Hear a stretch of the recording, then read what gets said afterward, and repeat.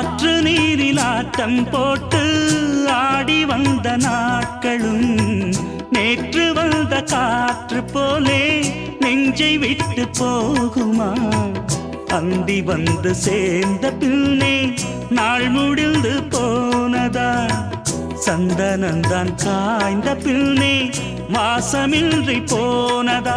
நீராடும் மேகம் தாலாட்டு கேளு, ஊர்கோலம் என்றும் தான்.